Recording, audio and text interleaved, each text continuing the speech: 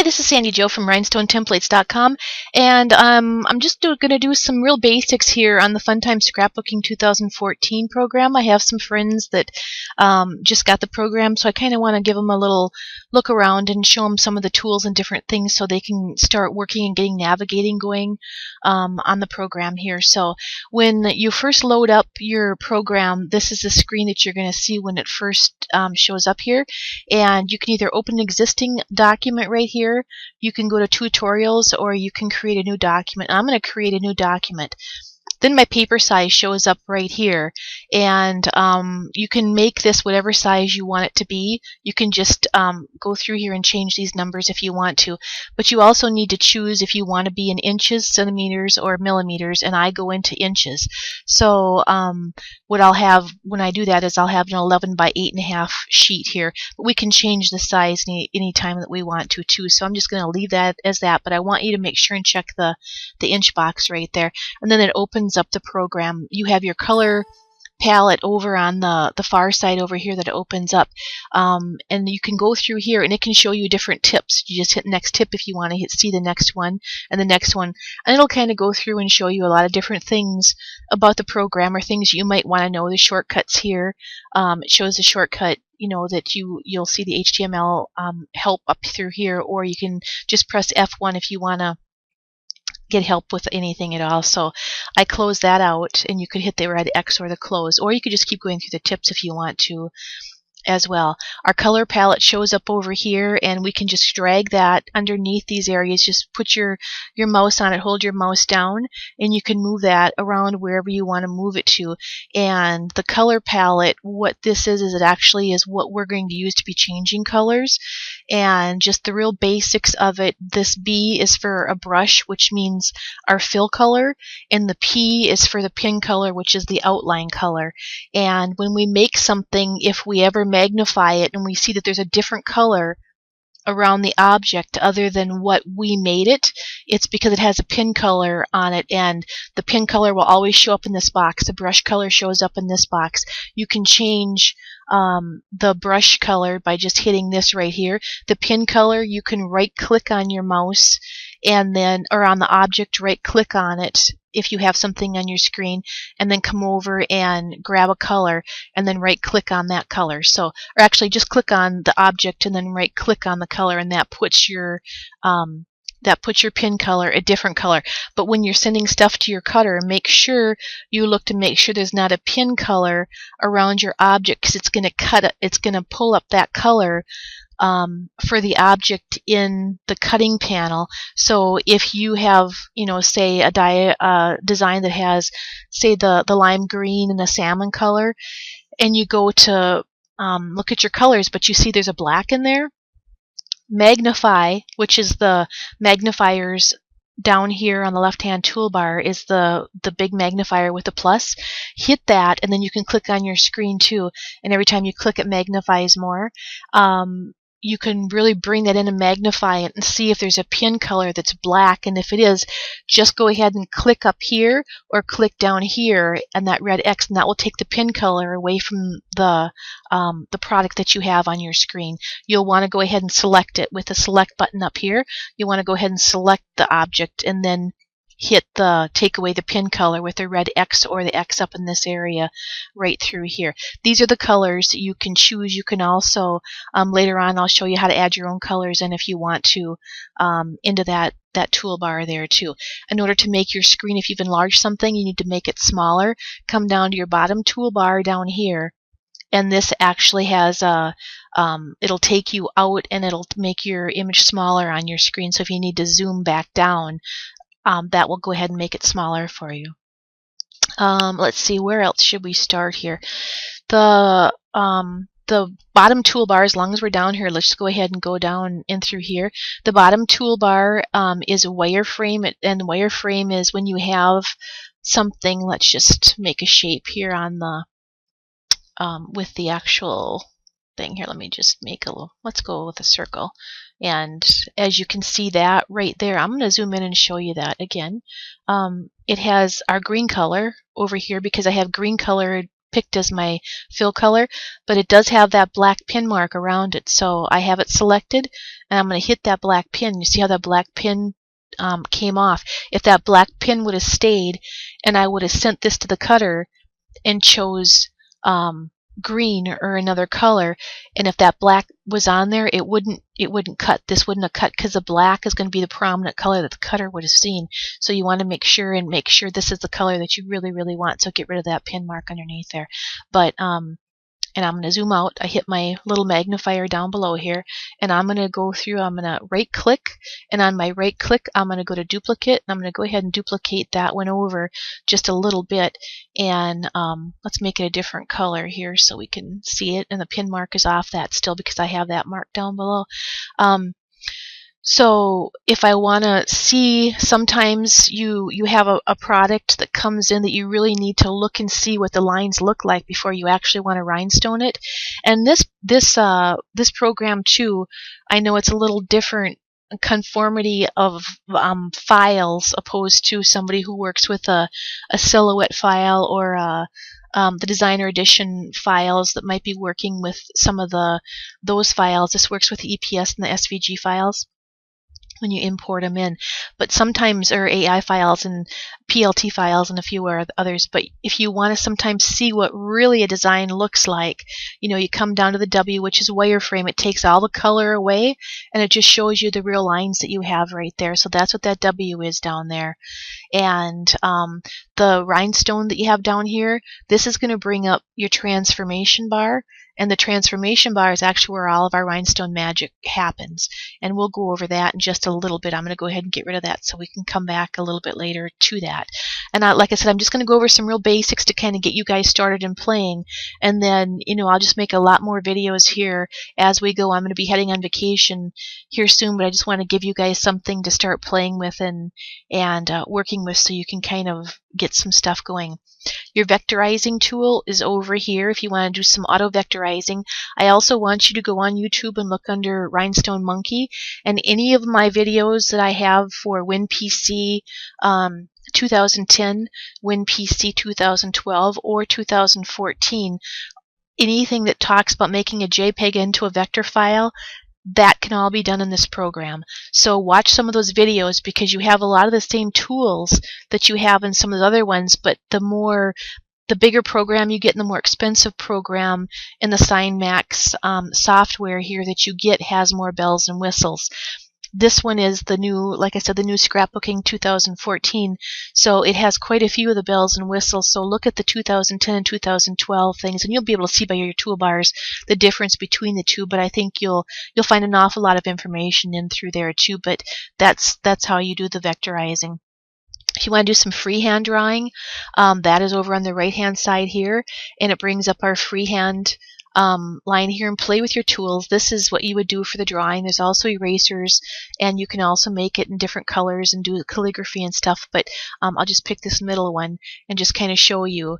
You can freehand. If there's anybody that's really good at art and they like to do their own art, when I draw these lines, they're automatically going to be, when I click off of them and click OK, they're going to be vector lines that you could go ahead and then go ahead and stone. So, and you can take those lines and you can make them thicker, skinnier, and go from there. But these lines right here, I'm going to fill it with color there. These lines right here would be ready to go ahead and vectorize or go ahead and stone if you wanted to. Again, it's got the pin color, so we want to get rid of that pin color. Get rid of it. Just click that little red X down below, and for somebody who's really good at art and likes to draw their own stuff, they can do their own drawings like that and make some of their own stuff. Our fonts are really fun, and our fonts are listed underneath the T over here, and then you come on up to your F over here on the right hand side, and this is going to bring up your fonts that you have over here. You're going to have your troop type fonts, and then you're going to have Funtime fonts. And the Funtime fonts are a cutting font, and different programs you'll see them called cutting, or they're also engraving fonts. So any of these fonts that we have in the program, you know, you're going to be able to take these and try to rhinestone them or use them for glitter vinyl or heat press vinyl or for our tumblers or any of the other things that you want to do. So this isn't just about rhinestones. This is an amazing scrapbooking program in it as well too, with a lot of different things. Because this is a TrueType font, any font that you have in your Windows program font folder will show up in this TrueType font thing here. So you don't have to go and drag them over or do anything special. If they're in your Windows font folder, they're also in here. Under the Funtime fonts, you know, when you first open up this program, there's some different stuff right here, and it's awesome because it always shows a little bit of a preview of what this font is actually going to look like over here, and that helps me a lot figuring out what kind of font I want. These fonts right in the beginning, these are called engraving fonts, and they're skinny lined fonts, which means they're going to be a one-line rhinestone font. So if you're looking just to kind of load this up and go right off the bat and try to type something out and try to, you know, I'll just do Funtime and get this into the program and see what it can do. I've got it at 1 inch down through here, so that's what it's going to come across. I'll do this in a minute, but I wanted to show you some other stuff. Well, I'll go ahead and do this and we'll come back. But let's see where that went. The engraving fonts, I'm going to go to wireframe. In the engraving fonts, you always want to go to wireframe because they don't show up until you go to wireframe because they're not a TrueType font. And I want to make this, let's just say I want to make it a 1.7 inch, or let's even go at let's go 1.5 inch tall and about 6 inches long, and that's Funtime. You can break these letters apart, and I can show you later how to do that. I just want to give you the basics here. But you can go ahead and just hit that and then bring up your rhinestone window, the transformation window over here, and I've got stones for the tab clicked, and that brings up my rhinestone window here, and I'm going to use a 10SS stone, which is a 3mm, and I'm going to come up and do a 13SS. If you want a 10SS stone, you go 3 sizes up. If you want a 6SS stone, go to a 9SS, and it automatically makes the right size for you. So you don't need to mess around with the stone size in through here. Just click on what size you want it to be and have it go up 3 sizes. For my spacing, you're going to come in with whatever the program tells you for spacing, but really what you want is I want you to change your spacing over here to 0.03 for your spacing. Let's see here. Let's go 0. Get my numeral lock on, go 0.03, and I've got that in there, and that's a spacing. That's a nice tight spacing. You're not going to tear your template material between the holes at 0.03, and just be careful when you're pulling off your sticky flock, or be careful when you're pulling off your HTW or your RT Rhinestone template material, whatever material you're using. But you're going to have a nice membrane still in between, but have a real nice tight fit with those stones.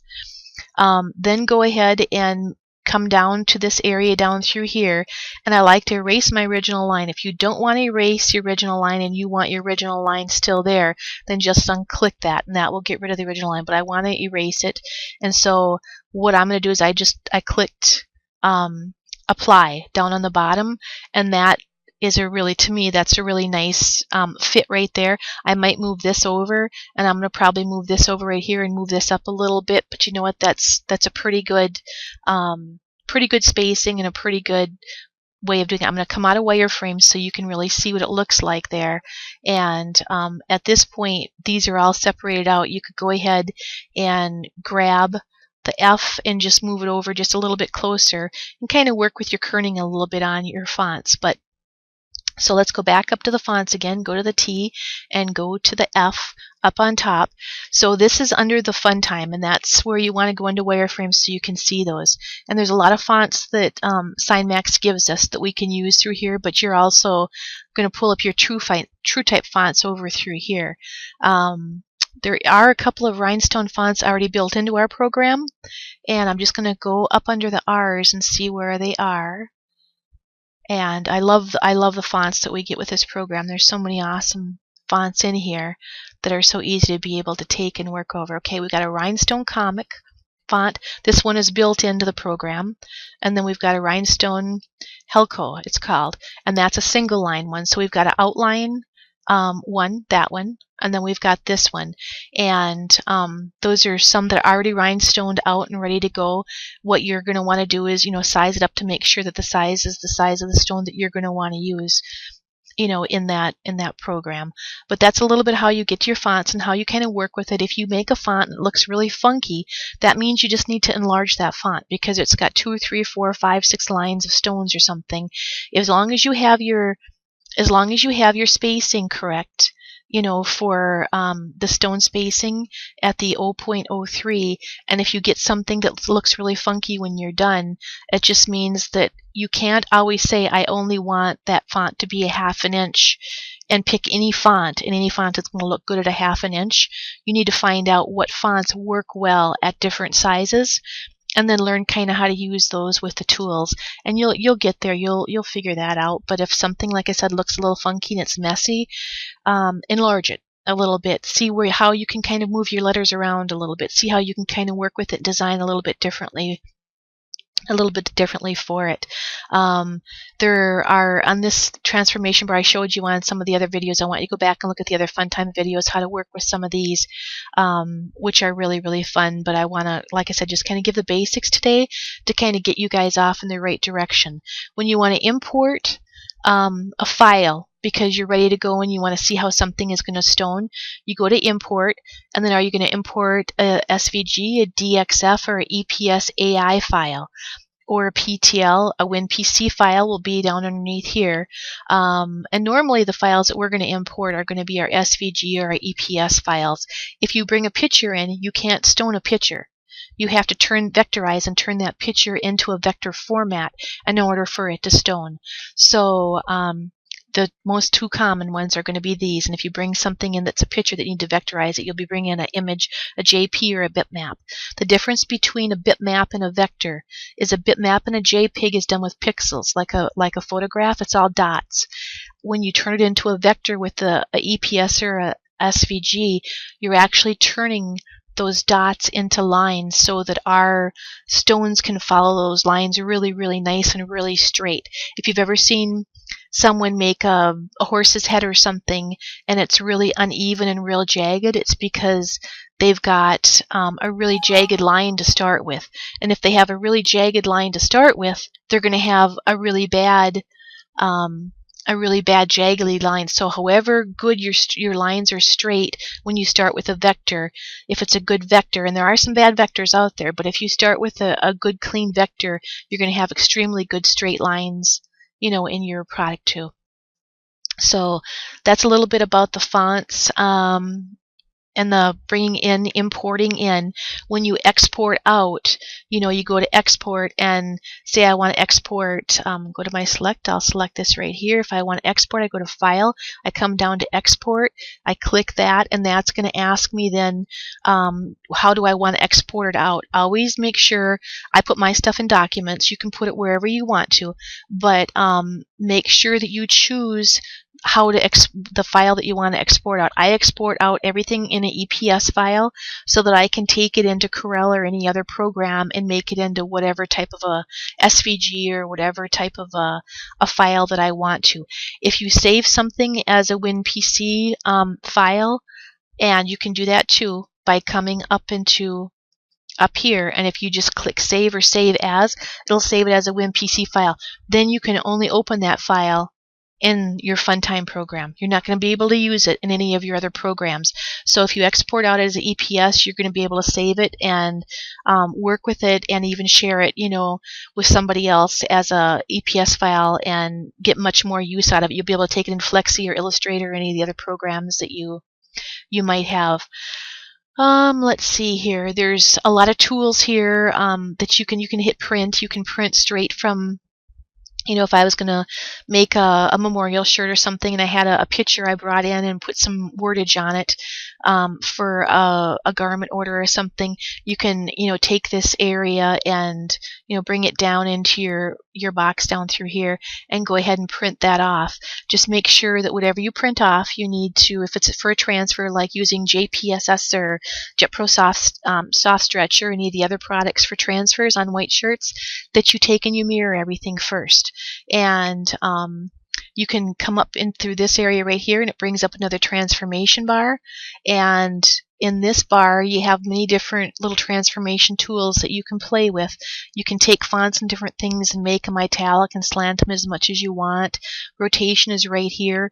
Mirror is right here. So you click mirror, and to rotate all this, I would come down and I'm gonna switch it around, ready for it to cut, say, or print out of a JPSS, or print out of vinyl or heat press vinyl or anything, and just click apply, and that mirrors what you need to have mirrored right there.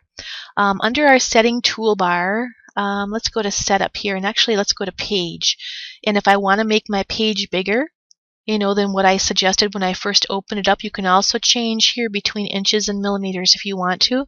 I always have my page as white. You can change it to whatever color you want, but I have it as white with working, but it's your preference of what you'd like to do. And you can also, if you're two-type fonts, do you want your default to be upper or lowercase? You can change that there too if you want. Let's just change this page so you can kind of see. Let's change that to that, and then I just go ahead and click OK, and it changes my page here. When you go to cut, whatever you have to cut, bring it down to your lower left-hand side, snug it up over the lower left-hand side here, and that's where it's going to start to cut on whatever it is that you're cutting with. So you bring that down and work with that. When you are ready to cut to, the other thing I wanted to say, when you load up your program, it's going to ask you if you want to register, and it's going to ask you for a number. I don't register my softwares, and the reason I don't register them is if I ever outgrow them and if I want to sell it, it's not registered to anybody. And if I wanted to get rid of it, I could, or I could give it to a friend or do whatever. But I also don't register it because I want to put it on many computers. I'm not sure if you register it, if it's going to limit you just putting on one computer or two computers. So I don't register it, and I know that right now I've got a note into SignMax to find out how you guys would get. I think you go through them and then they send you a registration number and you put it in to actually register your program. Just because you didn't register it doesn't mean you're not going to get updates and stuff. You're still going to get your updates. You're going to open up your computer one day and it's going to say, we have an upgrade. Go ahead and download it, and the downloads are for free. And when they improve something or change something, or if we find a glitch in something, they always do upgrades and stuff. And those are going to be sent to the program anyway, so they're going to go ahead and get to you. So don't worry about that. But we'll find out about the registration anyway and get back to you. So I've got a note into SignMax to find out exactly how that works, because I've never registered any of my products from them before. But it doesn't mean because it's not registered you're not going to be able to do anything with it. You're going to have full access to the full program here. So just hang in there till we can kind of figure that out. So that's how you mirror. The lasso tool is, the tool that I love, that you can get in there and you can work anything and kind of move stuff around if you want to. You've got a lot of shape things that you can work with if you want to have different shapes. You can you can come over to your shape menu here, and you can just click those and they just show up on your toolbar, and then you can work with them and do whatever with them you want. If you want to stone them or do whatever, you'll be able to work with them and enlarge them and make them better and do whatever. To ungroup something or to break all, come up to shape, and you can see you can group it, transparent group, or break all. So I just broke those apart.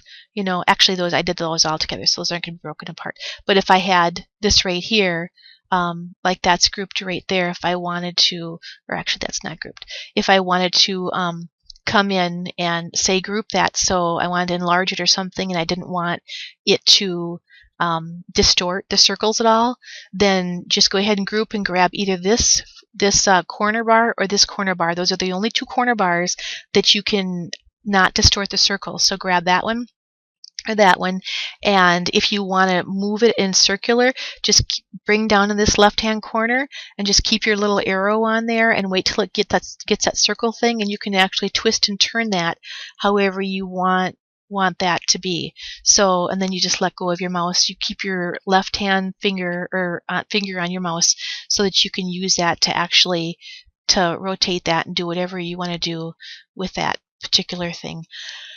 So let's see here, some more basics. Under your toolbars, you've got, or if you want to go back, if you don't like how something looked, you've got your back and your forward right through here, so you can actually go back, and it can go back quite a ways before it starts to, I don't know how many moves for sure, but I think it's at least 8 or 10 moves that you can go backwards if you want to too.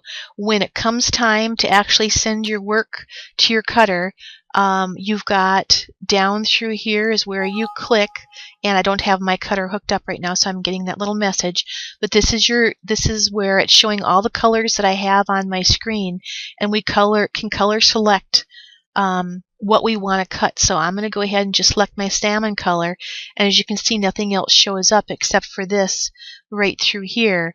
So I'm going to go back out, so I'm going to return out of that. Usually what I would do at this point, though, when I really cut, I don't let the software kind of have all these colors on here, because I want this down in the very bottom down here. I want it to cut down here so I don't waste my material. So I come down right through there and I place that guy down there. If I want a weeding box around him, I just grab a box and put around him. Then I go over to my color palette. I make that box white. Then I right click, brings up my big toolbar here, color selection, put to the back, put to the front, duplicate, rotate, all those toolbars. What I'm going to do is I'm going to put that box to the back, and then that box will actually show up. And my pin color right now is the same color around my box, is the same color as this is right there, that my poor attempt at a horse head. And now if I went to my cut here and brought my salmon color back up, now you'll see I have my box, and this is what's going to be sent to my cutter, and this is what's going to cut. And there's a lot of different things in here, and I think there's another little video that we have out from Cymax that shows you what settings you want for a lot of this stuff through here. And I think Becca from the Bling group has that too, but we can verify that with Becca. But to get back out of here, if there's something happening you don't like, stop your cutting, and then go ahead and hit return, and then come back down to your project down here. So bring your first cut product down here. Let's start with something really small to make sure that everything cut the way that you want it to cut, and kind of go from there. There's a lot of tools down through here. Just kind of play them and see what they do. Play with them and see what they do. We've got your draw, again, a freehand draw, if you want to draw something out. And in that freehand draw, you also get this toolbar that pops up, and this one is going to be if you want something enclosed. When you see I draw this, watch when I take my finger off, it automatically makes that itself. So this is going to be able to be stoned as a fill if you want. If you want it to be open, then you go ahead and draw it out, and it stays open line for you. And you can also break those lines apart, cut those lines, and do a lot of different things with that too. And I sort of showed you the shapes up through here. We kind of talked about the text a little bit. If you want to, I'm going to do a couple circles here again, and I'm going to go ahead and duplicate it. And if you want to do, let's grab our color palette here and make those couple different colors. I'm going to select all of them, and selecting all of them is just pulling your left mouse, putting your finger on your left mouse and selecting everything. And then I'm going to make sure that the pin color is off, because there was a pin color. And then I'm going to go over here, and I'm going to weld those two together. And you can see what they look like now in the wireframe. And we're going to go up to our toolbar here, and we're going to go to welding, and I welded those two together. It makes one color once they're welded because it's a one thing. I'm going to go to my wireframe and look at it, and you can see that it's all welded together. So that's how we just do a welding. There's a lot of different tools to work with. There's a shadowing, outlining. Outlining is if you want to actually do an inline or outline. I know this was a question on one of the groups yesterday. Can you take something and can you do an outline with it? You can absolutely do an outline. You can determine your thickness right here on how thick you want something to be. And I'll just do this for an example to show you a thickness of a line outside of this. And you can click how many times you want it to outline. If you want it to contour, graduate, I always click break text. You can choose your color by selecting the color box, and your color box comes up and say I want the outline to be a lime green. I click OK, and now it'll be a lime green. And then you can also, if you want a point or if you want a squared off or a rounded corner, you can choose that as well. There's a shadow and a lot of different things that you can work with too. But what this did is it just made an outline for us through there. And I'm going to come out of wireframe so you can see that's my outline. So this is how I work with, like the tiger video that I showed you guys, how to do an outline around heat press vinyl glitter, and then actually taking it and putting a rhinestone outline around it. Because you have these two things, because I put break text, you have these two things right here that are two different products. I'm going to go back and just line those up. So this you would be able to take, and if you wanted to, you could go ahead and you could do the fill on the outside of it. And where's let's see here. Oops, let's get rid of some of our boxes here. I'll get rid of this transformation box. You could come down underneath here and just click that and see how that lines up really, really nice around through there. This right here, you could just take, and you want to do your fill with it. So you could just take and let that fill. And anything that's a little bit circular, you're going to have to get in a little bit and kind of work those stones over just a little bit to bring them in a little bit nicer. But in order to make it look really, really nice on the outside too, I always put an outline around something to make it a circular product, to make it look like it's really like the top of a heart. So it's really distinct and looks really nice coming into it. Let's see what other tools. There's just a lot here. I just want you guys to kind of play with them and kind of see what there is. But so that's kind of just the basics of the program, just a little bit to kind of let you play, work those texts a little bit, work with the products that you've got through here, and kind of see with playing what you actually can do. And I'll help you along the way. But remember, you can't rhinestone a JPEG. You can redraw the JPEG. You can vectorize the JPEG. And I showed in the other ones too how to actually take some of the products and make to redraw arcs and the different tools that you can do with redrawing, but also with vectorizing or with freehand or with your free drawer over here too. But I think that should get you going off on a good start. Play underneath here, kind of see, you're going to have to use a setting menu here to get your plotter codes going, to get your Cameo underneath there. So once you've got your Cameo hooked up and ready to go, and get your Cameo driver pointing to the right direction, then you'll be able to really, really play nicely. But don't be afraid just to click on some of these things here and see what they have to say in there if you want to work with those. If you ever need help and there's not somebody around to ask a question or answer a question for you, go to your help menu and go to help topics. Under help topics, your whole manual for this program is under help topics, and it's a pretty extensive manual. And let me click out of that. And the manual here, you can go underneath some of these topics if you want to, but when I want to look for something, I come up under index. And under index, there's a bunch of alphabets here, and then there's different things down here. Just click under, and if you're looking for, say, number format, and once you've got to the end of the number format, just click on it and see what it has to say for you, what that's all about.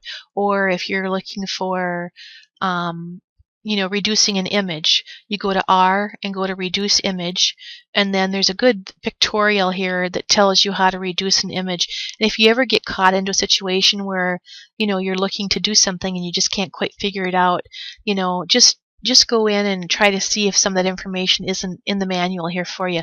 And again, the manual is under help and help topics.